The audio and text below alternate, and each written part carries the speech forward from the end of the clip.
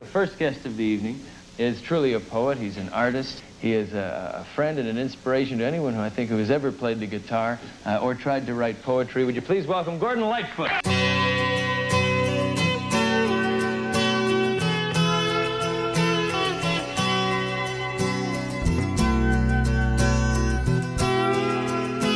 I live in the light of the bright silver moon. I'll take you off sailing from midnight till noon. I'll show you the sea of tranquility. You can have any flavor you happen to see. This is Carefree Highway Revisited, the show that celebrates the work of Gordon Lightfoot one song at a time, a proud member of the That's Not Canon podcast network. I'm your host, Mike Messner, and along with me today is a fellow Lightfoot fan from Chester, Georgia, Donny Screws. Donny, welcome to the show. Thank you so much, and glad to be here, Michael. Well, it's great to have you here. How did you first get into Gordon Lightfoot's music? As a very young kid in the mid-'60s, we heard about Lightfoot. You know, he was still mostly a Canadian phenomenon then, I think. But reading the magazines as a young kid, you know, his name came up. And then around 1970, when I was really beginning to pay attention to music, I was like 12 or 13 years old, this late night DJ played a song on the radio, and it just drew you in, the narrative, the songwriting, the guitars. And you just went into it, and it was called Talking in Your Sleep. And I never knew who that was until years later. I thought, man, that is a great, great song. And then later, of course, you had If You Could Read My Mind, which was the great popularizing thing. And then Sundown, of course. And my band at the time, I was playing with an outlaw country band that was, you know, quite popular in the Southeast. And we decided we were going to cover Sundown. And I went to the music store to find it, and I couldn't find the Sundown album, but I did find Gord's Gold. I said, well, this is a 2-record set. I don't know if I want to get all of this just to get one song, but I bought it. I put it on the stereo, and I thought, oh my goodness, this is great, great songwriting. This is well-crafted music. You know, being a young drummer in the early to mid-'70s, I was a jazz fusion freak, like Billy Cobham and all that, Mahavishnu. But this was a whole different world of music. It was so organic and beautiful and so well crafted. And I just dived into Gord's Gold and became just a diehard fan. That's fantastic. And I think a lot of people really did. They didn't necessarily know what they were getting when they bought the double album, and then they realized they have just a treasure trove of great music there. That's a good description. It is a treasure trove, Gord's Gold. Those re-recordings are so good. You know, the United Artists stuff, you know, he re-recorded them I guess with Warner Brothers. And to me, those recordings are so much warmer and bigger, and they sound great. Well, they're certainly more elaborate, and I don't think that detracts from them at all. And warm is a good way of describing them, because they really do have a sort of intimacy because of the production that maybe the original recordings didn't have. What would you say you like about Lightfoot's music in general?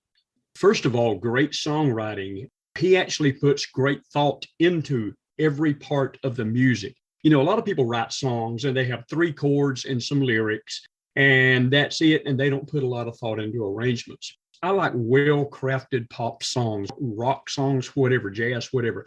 As long as it's well-crafted and thought goes into it, intelligence goes into it, depth and feeling.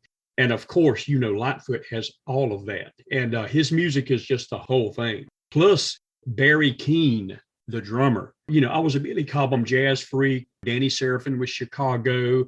But then I learned so much as a drummer and as a total musician from Barry Keane. His parts are just genius.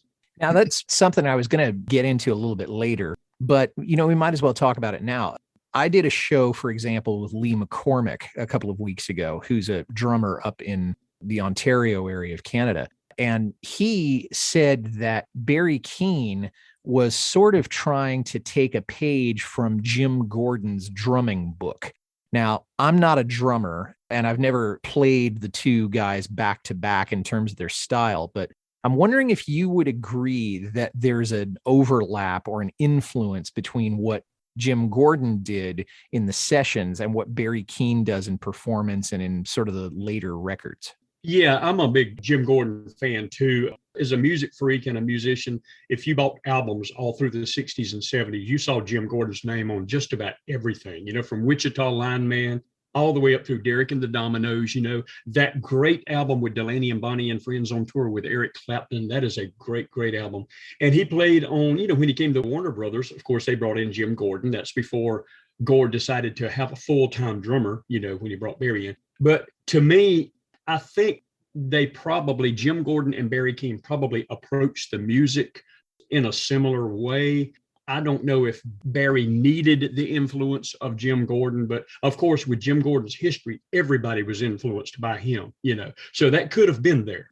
It is very possible simply because Jim Gordon was there first. And right. Jim Gordon being a session guy who, like you said, was really ubiquitous all over, played with Eric Clapton. I think he got a writing credit for Layla, played with Delaney and Bonnie, played with Joan Baez. I mean, just all over the place. So that would make sense. Donny, how many times have you seen Lightfoot in concert? And what was the most outstanding performance that you've seen? I've tried to think about that. It's between 5 and 8 times. We're down here in rural South Georgia. So, Lightfoot don't get down here very much. Not many people. I was talking to Terry Clements one time, and Terry was poking fun at us. He said, we're down here in the Chitlin circuit down here with you guys, The most outstanding to me might have been the first performance at Chastain Park in Atlanta. It was the first time I saw Gord, and he came out. This was before his aneurysm. And this was around the time of Gord's Gold Volume 2, where he re-recorded a lot of that. And there was one original song on there that wasn't on any of the other albums called If It Should Please You.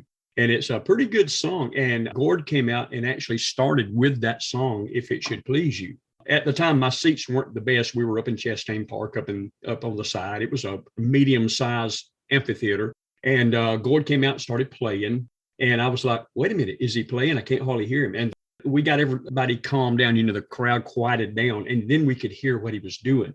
And it was a great performance. And I remember in the middle of that, Gord broke a string on his guitar in the middle of it. And instead of switching guitars, he sat down and changed the string while he talked to the audience right in front of everybody. Oh, man. Yeah. That is hilarious. I mean, how many artists would take that time or have that much nerve to do that in the middle of a show and keep the audience's attention? I think that just speaks volumes about him.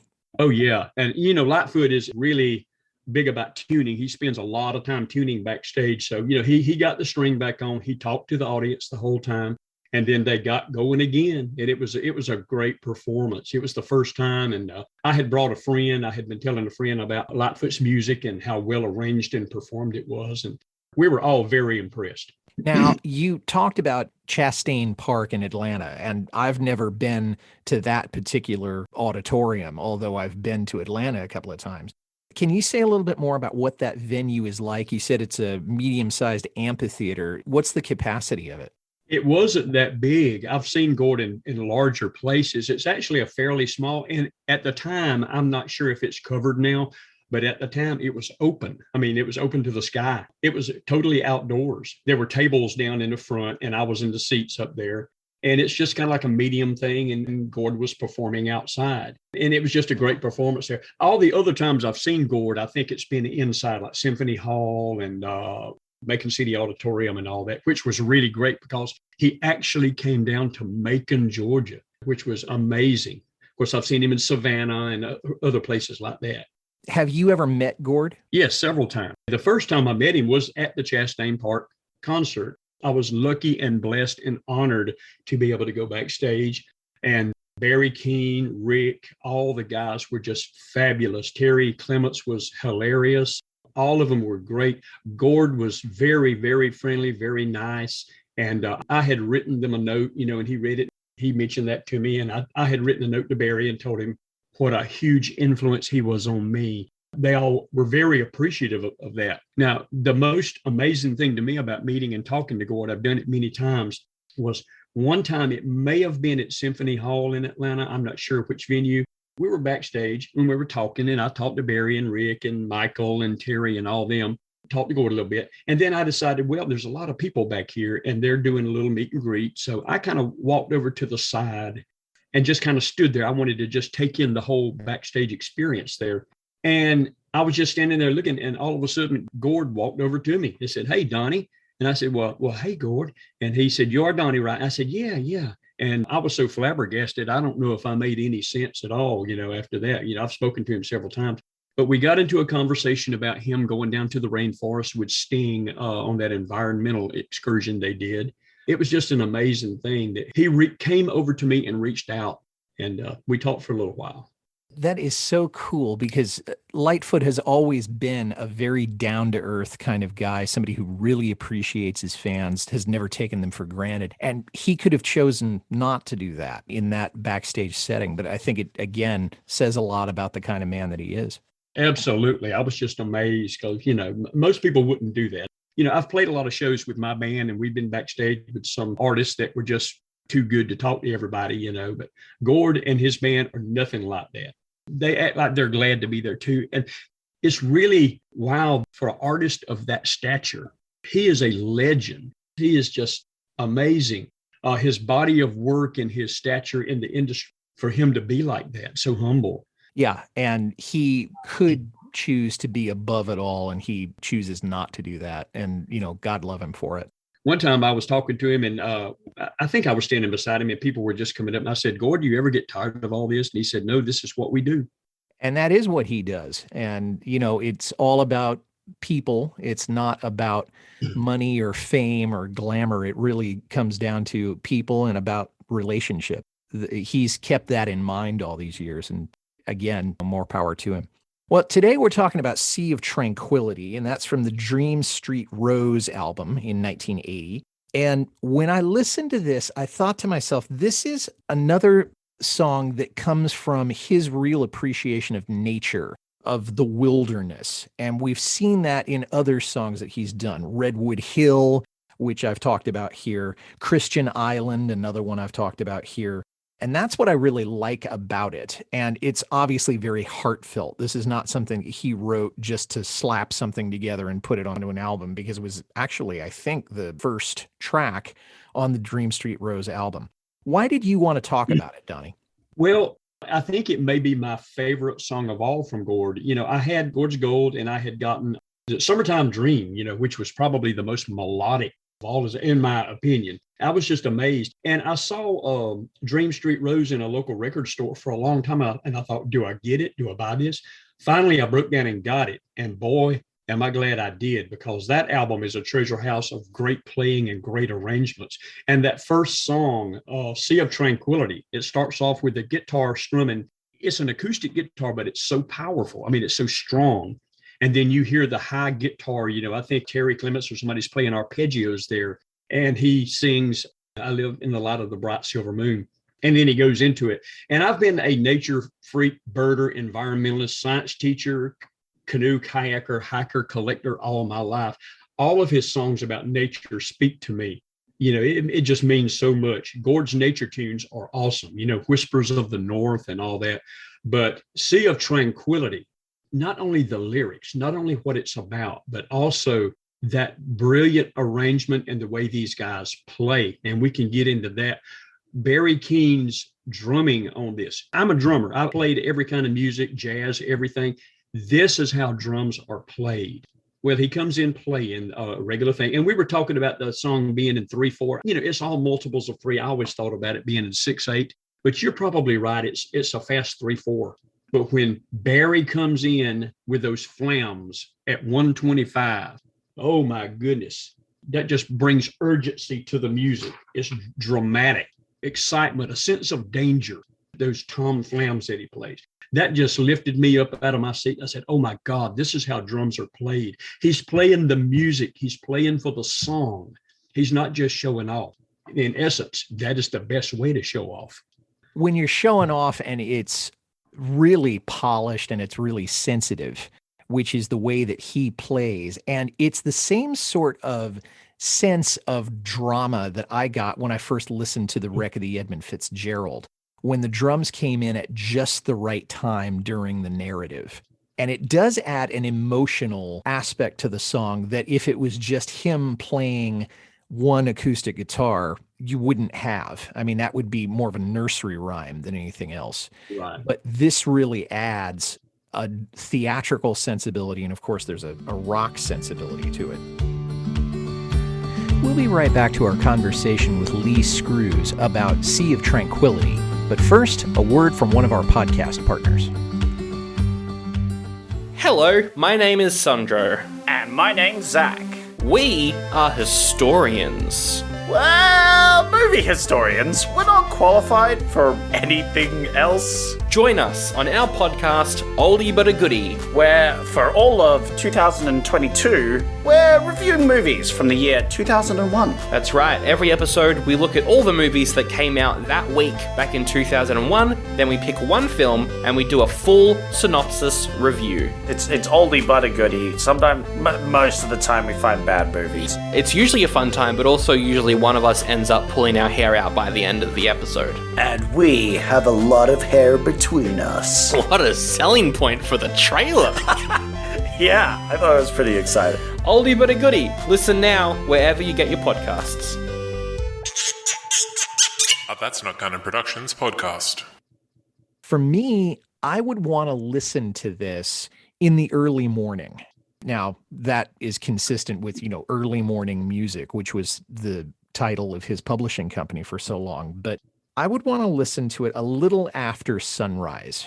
Not at sunrise, but I can see myself listening to this sort of in the latter half of the sailing journey that he says, because I'll take you sailing from midnight to noon.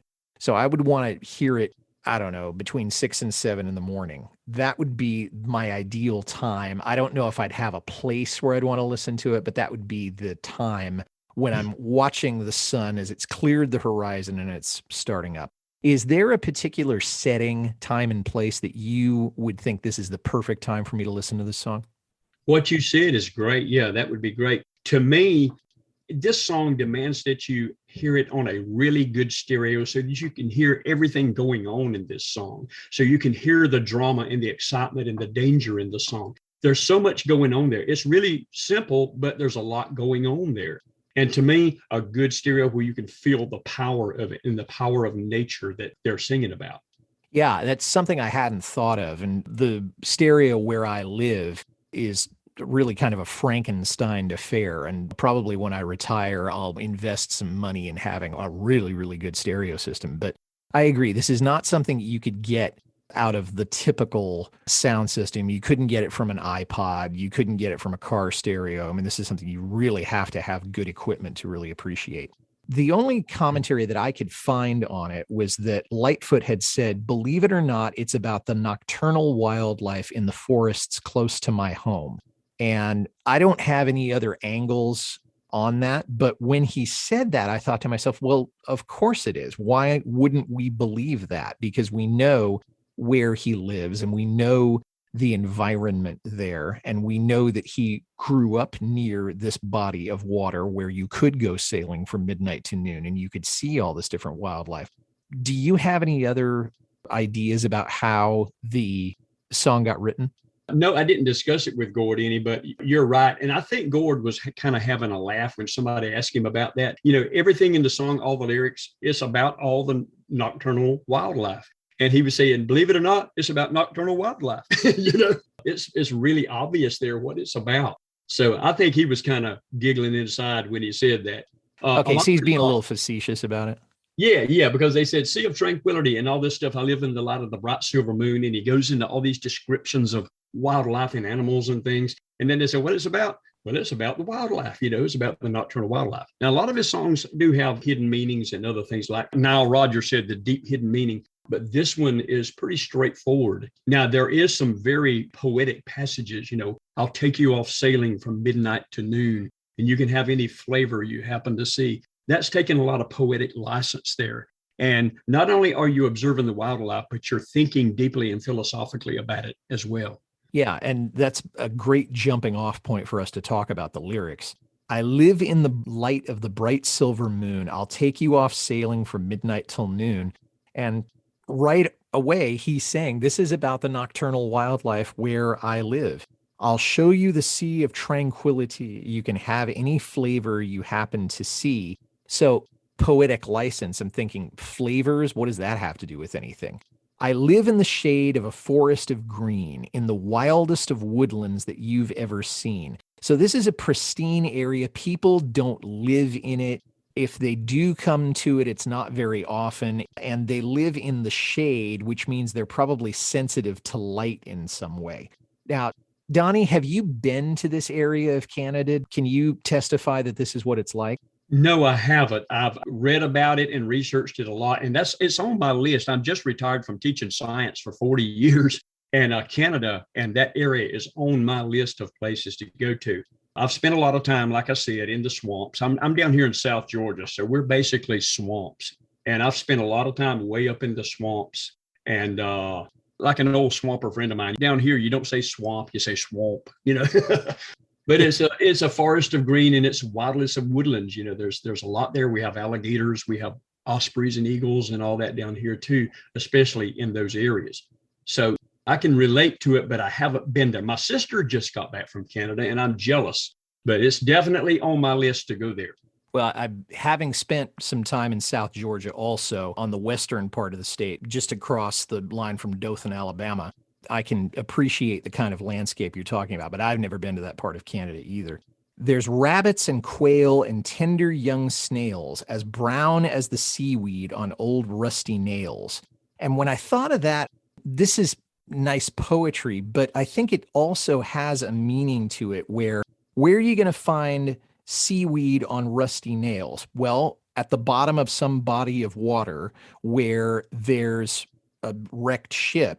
And maybe there's a subconscious way of saying that nature can't be tamed. The seaweed is living on, but the nails, the thing that's representing what man has made, those things have turned to rust. Am I reading too much into this or not? No, those are some great lyrics, and it's a descriptive thing. You know, when you're describing something, when talking about something brown, you can just say, well, it's brown, but he's talking about as brown as the seaweed on old rusty nails. Now that is very, very descriptive. And there's a lot of the sea thing, the maritime thing in his music. So that's just a fantastic description of the color that he's singing about. Yeah. And I think on that same record, he had the Ghosts of Cape Horn, which I'm going to be talking about next season with a guest of mine.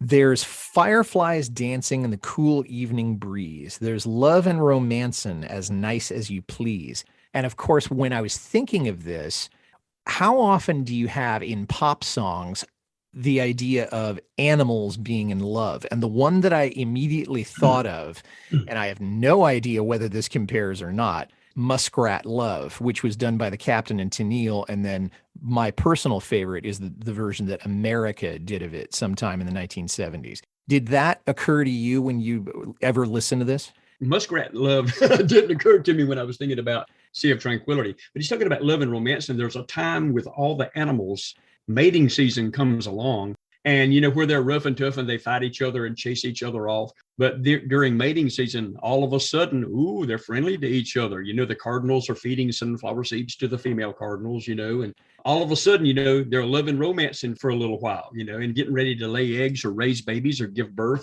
So there's love and romancing during a time there. And I think that's what he's referring to. Yeah, and he's not doing the same kind of personification that the writers of Muskrat Love did.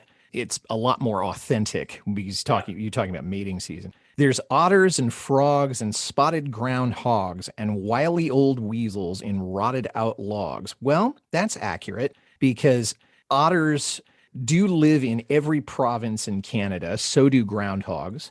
Weasels do indeed live in stumps or in hollow trees or in places they've taken over from other animals. So it shows that it's not just poetry. Lightfoot has seen this. He's thought about it a little bit. I mean, he knows what he's talking about. And Right. Maybe he's done some scientific research on it too. I don't know. But there's accuracy to this. This is not just poetry. Right. Yeah. He has great descriptions and then little poetic flourishes there along with it, you know. So it's great descriptions of the wildlife there. It makes you want to go up there and see all this, you know. Oh, absolutely. But it's only to see it through more dimensions, not to say, well, I'm going to go see if this is really the way it is. I see the song as a work of art describing the majesty of nature. And doing it beautifully. We'll be right back to our conversation with Lee Screws about Sea of Tranquility. But first, a word from one of our podcast partners.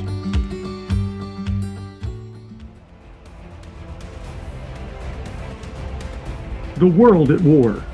2 lives in the balance. Who will live to see another day? The leader of the free world or a man falsely accused of treason? In this new dramatic audio series, A Date with Death, Helen Meeker has to make that choice, and time is running out. Assigned to exposing an espionage ring operating on American and British soil, Helen must outwit bank robbers, avoid booby traps, and even have dinner with a dead man. When the date with death is over, who's picking up the check? Ace Collins' best-selling World War II novella, A Date with Death, comes to life in this production by the Long Highway Players. Available on Acast and coming soon to a podcast feed near you, A Date with Death is a proud member of the That's Not Canon podcast network. There's rivers of rainbow and gray mountain trout and little dark holes where the varmints hang out. It's interesting because Ontario is not known for a whole lot of places to go fly fishing. There's places to go fishing all over Canada, of course, but it's interesting that he chose that because most fly fishermen, from what I know, would not go to that part of Ontario to go fly fishing. They might go out in the lake or they may fish from the shore, but they wouldn't necessarily go fly fishing there. Varmints. Now, this is an interesting one. I always think of varmint as one of those sort of colloquialisms that we hear in cartoons. Is there an actual definition of the term varmint? That's a good question. I'm not sure. Down here, we've always thought of varmint as some kind of animal that's a wild animal and kind of gets in the way and all this kind of thing down here. But I hadn't thought about it like that. Little dark holes where the varmints hang out. It's just, he's describing all the animals, small animals, big animals, all the animals that are there. And that's just part of them. And the rivers of rainbow and gray mountain trout, instead of the fishing reference, I think about it just being a natural place where these fish live naturally. They're animals too, and they're fascinating animals, and they have a role in the ecosystem. And that's the way I see it. This is where these fish really occur. This is where they live. So he's not bringing in the idea of, hey, while we're here on this cruise, let's stop and go fishing. He's just keeping this narrative of describing the ecosystem.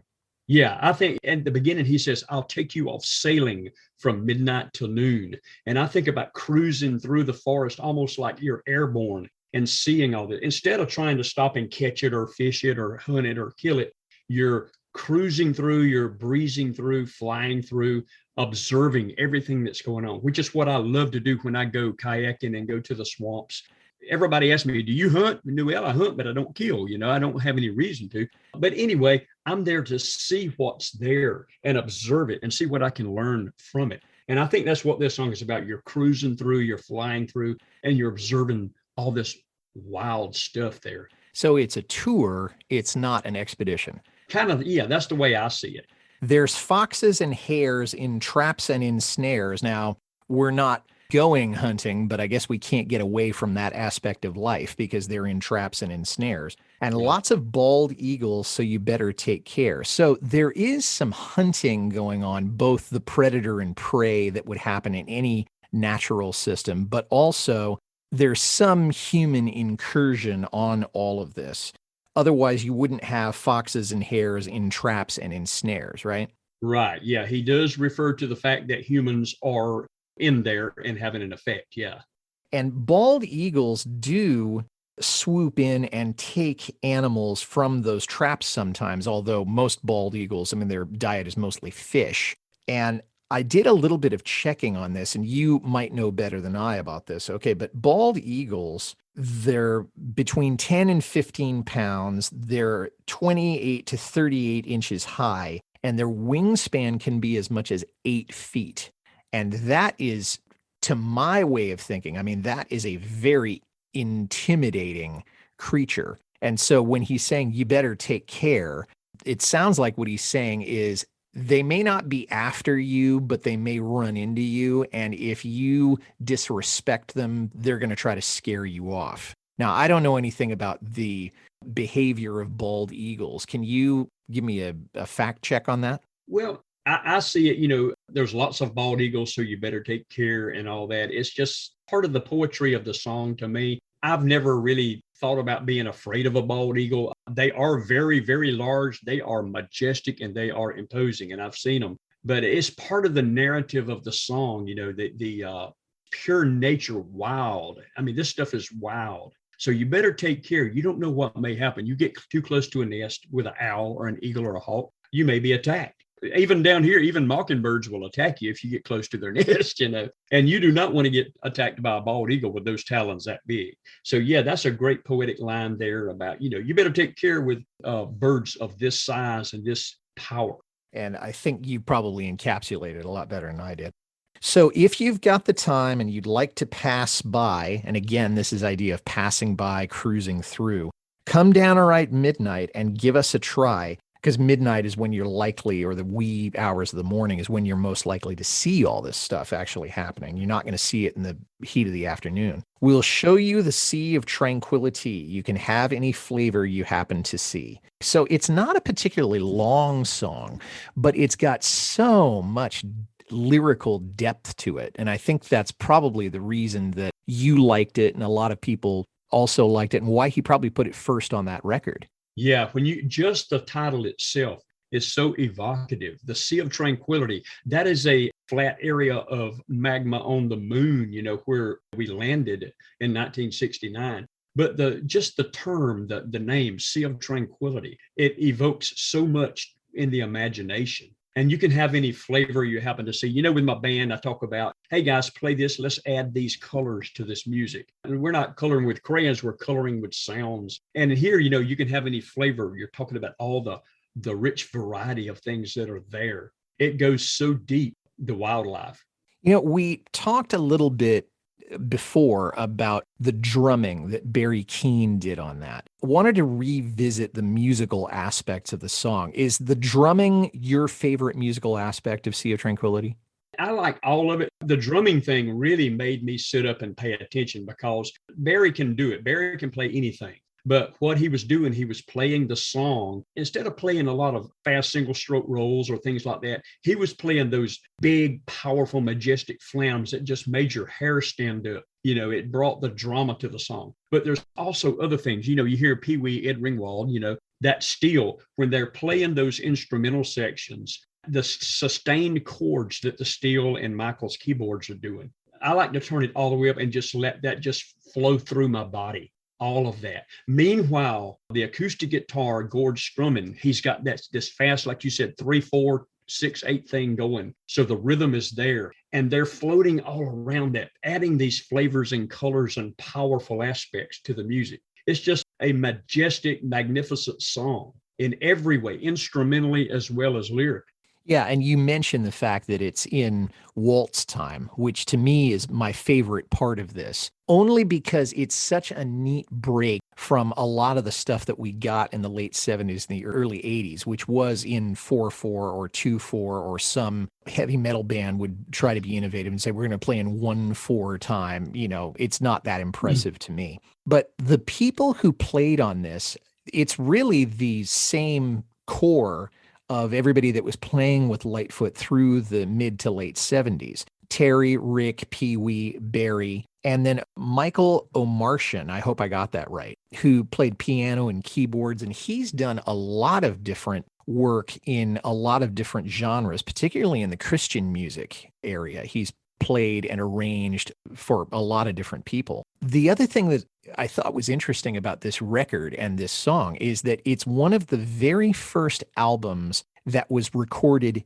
digitally. Now, this came out in 1980, which implies to me that at least some of it was written and recorded in 79. Did you notice a difference between the analog music that was recorded earlier and the digital that came out on this record?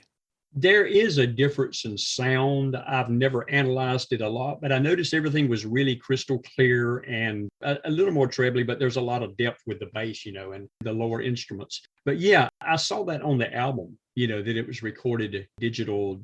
I thought about that and I thought, well, this is really wild, that this happened this way, because this music is usually so organic, warm and organic. But this album is a great, great album, and it's recorded very, very well. I haven't really noticed a huge difference with the digital thing there, but I know it is there. Everything is so clean, in there. Yeah. And I think the nice thing about this particular record, because I've heard digital music that was so seamless, almost to be contrived. There was no spontaneity to it at all. Right. But this makes up for the spontaneity with the majesticism, the way it evokes things. Almost a cinematic song in a lot of ways. And I would think that they could have made a really, really good video out of this that would have been meaningful, as opposed to just, something you'd see on MTV at Headbangers Ball or something like that. It would have been a lot more meaningful. It is a very visual song. Right. Yeah. And he's played it, from what I could tell, about 332 times in concert. Interestingly enough, he has not played it in the last 12 years. He first played it in Edwardsville, Illinois at the Mississippi River Festival that was in July of 1976. And he probably figured that, hey, people are here to see me because I'm promoting Summertime Dream. So he probably thought, hey, I think I'll sing a new song. I've kind of got a captive audience here, so why not? And then the most recently, he played it just up the road from me in April of 2018 at the San Francisco Palace of Fine Arts. If he has played this on the current tour, I can't find it. He played it twice in the 70s, 9 times in the 80s, 67 times in the 90s, 138 times in the 2000s, and 115 times in the 2010s, and he hasn't played it so far this decade. We'll be right back to our conversation with Lee Screws about Sea of Tranquility. But first, a word from one of our podcast partners.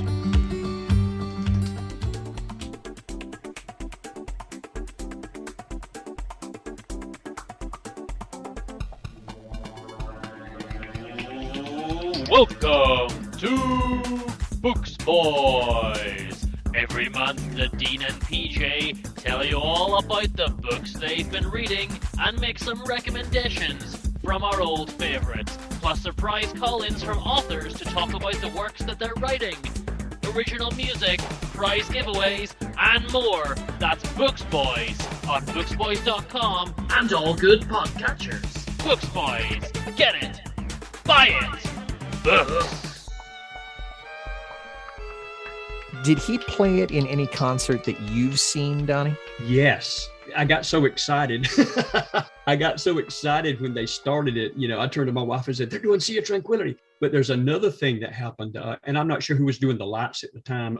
Maybe, I don't know if Richard Harrison was still with him then. But anyway, when they started, I believe it was Symphony Hall in Atlanta, and he went into that rhythm on the guitar, and I immediately knew what he was doing. And when Terry came in on the arpeggios, the high arpeggios, I said, oh my God, they're doing Sea of Tranquility. And the people behind me were like, shh, This is what was really wild. I've thought about this song played live so many times. As a musician, in your imagination, you think, what if I was up there playing it live? And I thought about when that first high, that first high ping, ding, and then you hear the bass, boom. I thought about behind them, when they go ding, all of a sudden have stars to show up. And then when Rick comes in with that big bass note, boom, a big full moon appearing behind them. They did that. They didn't do the stars, but when Rick hit that bass note, a big full moon appeared behind them. Man, I got so excited, I about jumped out of my seat. I said, I thought about this, and of course the people were saying, shh. I did see him play it another time, and they didn't do that with the lights or the effects, but that was really exciting when I saw that. And when I heard that note, I thought that had to have been Terry doing some sort of high harmonic, or maybe Rick was doing a high harmonic on the bass, and then he would come in with that boom, and then you'd see the moon come out. I would have liked to see the stars too, but I love the fact that he added that little piece of theater into the show, the way that you've described it. So that's right. fantastic. The next time I saw them, I don't think they did that, but that first time, it was fantastic. Well, the song was not released as a single. The album did do okay. It went to 76 in Australia. It was number 1 on the Canadian country charts, 9 on the Canadian pop charts, 58 on the US country charts, and 60 on the US Billboard 200. This is when Lightfoot was not quite as much in vogue, and there are reasons we can talk about that another time if anybody wants to, but it showed that he had a certain amount of staying power in the late 70s and into the early 80s. Speaking to one who was listening to him actively and on a contemporary basis at that time, Donny, did you think that this was an improvement over the Endless Wire stuff? Do you think this was just a return to form?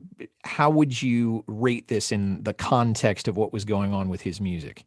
A lot of people do that. I love the Endless Wire. Endless Wire, to me, it seemed to be very electric, and I really loved it too. I mean, it seemed to be more electric, departure from the usual real acoustic stuff. Of course, there was a lot of acoustic things on there. And then this seemed to be a little more acoustic, but it had a lot of electric flourishes. But I haven't really compared it to the other albums. You know, there were some changes going on. Of course, he did Shadows, he did Endless Wire, Dream Street Rose, and then he went into East of Midnight and all that. But all of those are just treasures, you know, and a lot of times we didn't appreciate them at the time for what they were. They're all so good. Each album from Lightfoot, like you said, is a treasure trove. You can dive in. There's no filler. Every song is awesome. So I didn't really compare it that way. I just like it. I like the arrangements. I like the thought that goes into it, you know. I think the point that I was making is that you have Sundown, which is an absolute intergalactic smash. And then you got Summertime Dream, which was another intergalactic smash. And then Endless Wire, the critics didn't really like that quite as much. And to be fair, I don't know how you possibly live up to Summertime Dream and Sundown. But a lot of people thought that the Endless Wire record was a little bit of a step back for Lightfoot. Now, I love, as you say, I loved the record, and I love all of his records. I was just talking about the critical response to it. Right. Yeah. You know, people that aren't fans like us, but you know, an artist with staying power, an artist that's doing this as a career, and his career is creating works of art. You release a lot of stuff, and not everything is going to be a worldwide smash, you know, but you're still staying the course, and you're producing great music. You're producing great art. And some people are going to get it. Some people won't get it. Some will be more popular than others, but it's all good. And somebody said, you know, don't judge how good music is by its chart position. You know, there's a lot of really bad music that's made it to number 1. Oh, you know? yeah. Yeah. I mean, let's face it. A lot of that is kind of cynical, that people, you know, will produce stuff. Well, you know, the kids will like this, so we're going to put it out there and we'll make money. And on a business level, if you think about it, Lightfoot was still producing fantastic songs. And on a business level, they were good enough so that his label didn't drop him.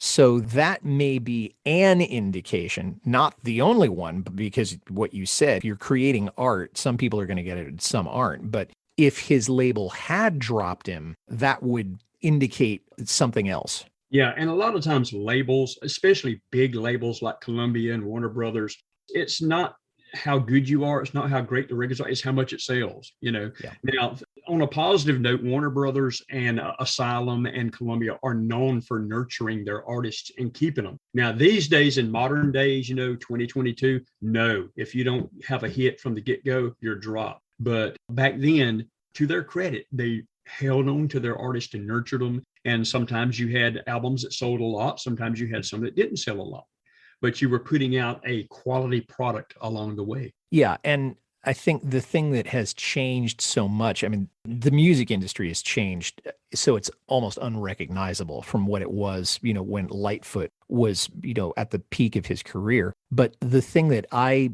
have intuited is that the people who are running the music industry these days, I mean, they're lawyers and accountants. I mean, they don't really necessarily have a clue about what good music is. They're looking at balance sheets.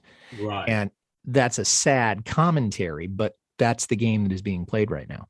Right. Yeah, you're absolutely right about that. It is sad. There are no professional or official covers of this that I can find. Personally, I think it's an underappreciated gem, and I think more people should have heard it and added their own twists to it. Why do you think no one has covered the song, Donny?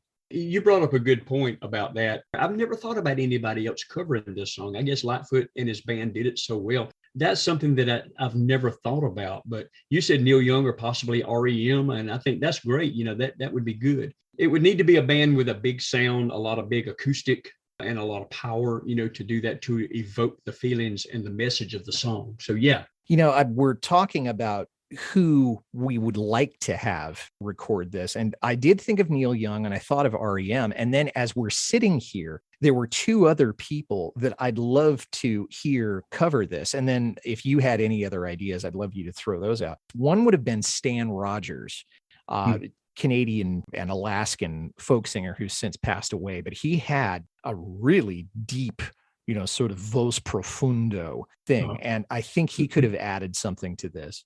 And then I would like to hear this also done with an Irish accent. I think the Clancy brothers or Tommy Makem, if they were still around and recording, I think they could put a nice spin on this. Is this something the Lee Jessup Band could have covered? Probably not that song. The Lee Jessup Band back in the day, we were like a cross between Waylon Jennings and the Allman Brothers Band, a lot of improvisation, outlaw country, that kind of thing. Sundown would have been more of a thing that we would have done, that fit the image that we had. We were the bad boys of music down here in South Georgia during that time. Probably more Sundown than anything else. And what I just thought of what you were saying a while ago, things like Sea of Tranquility and people covering it and all that. Since the internet came along and we've been in touch with so many other Lightfoot fans, I've been delighted to find out that so many people appreciate these hidden gems in the albums, like Sea of Tranquility, Whisper My Name, The Watchman's Gone, and things like that. I found that other people, hey, I'm not the only one that thinks this is great. So, you made me think about that. Well, that's one of the reasons that I enjoy doing the show, because we're looking into these songs that the casual Lightfoot fan might not know, but then the people who will listen to the whole album, didn't just buy the singles, would be able to talk about and say the impact that it's had on their own lives. Because, his music certainly had an impact on your life and my life. And that's one of the reasons that I do this.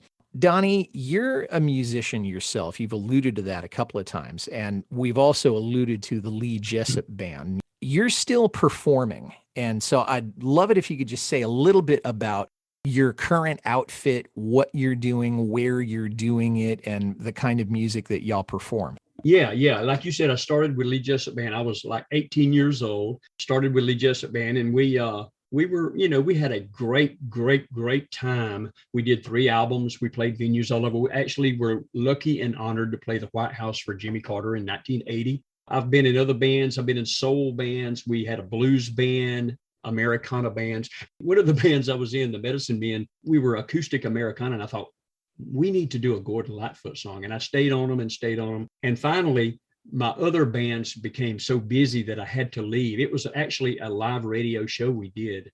They did The Way I Feel after I left. I thought, my gosh, they waited till after I left to do that. But anyway, I've played all the music, we've played blues, jazz, rock and roll, outlaw country, improvisational music. And I've written songs. I wrote the title song from our 3rd album, Lee Jessup Band. And I've been in bands where we played the obscure stuff, where we played the cool stuff, And now I'm 64 years old and I'm having a ball. I've got my own band. We're called the Midlife Chryslers. And we're like a cross between Fleetwood Mac and the B-52s, Tom Petty, Lady Gaga, Aretha Franklin, ZZ Top. And we travel the Southeast and mostly Georgia, but the Southeast, South Carolina, Florida.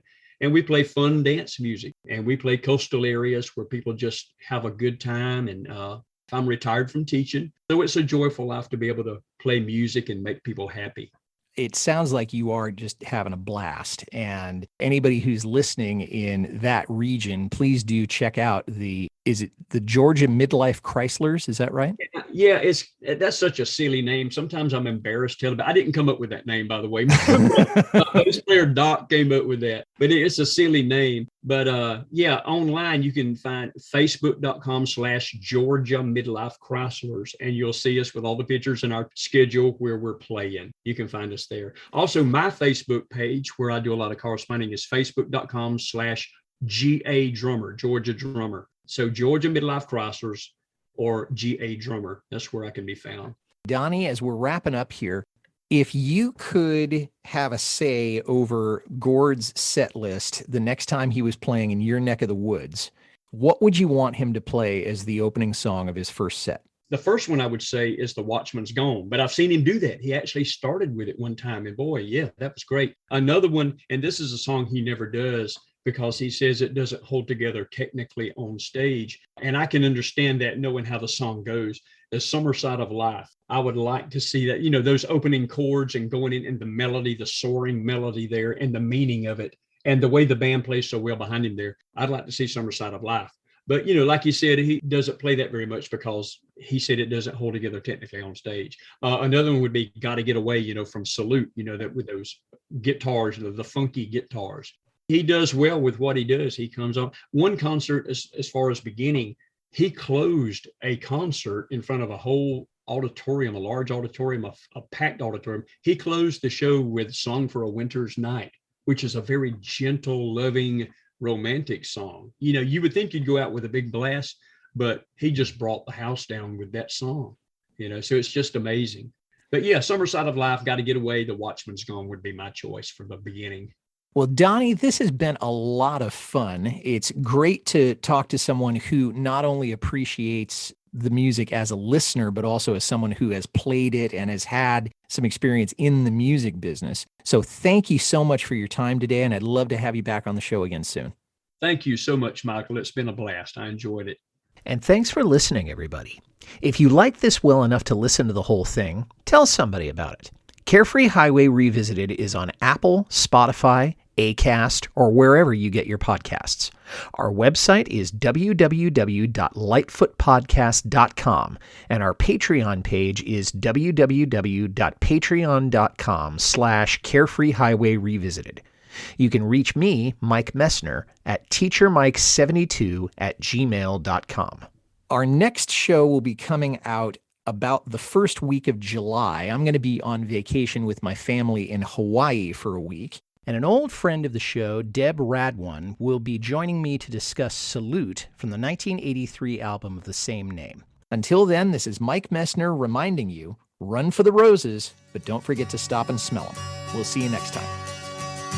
I live in the light of the bright silver moon. I'll take you on sailing from midnight till noon. I'll show you the sea of tranquility. You can have any flavor you happen to see. I live in the shade of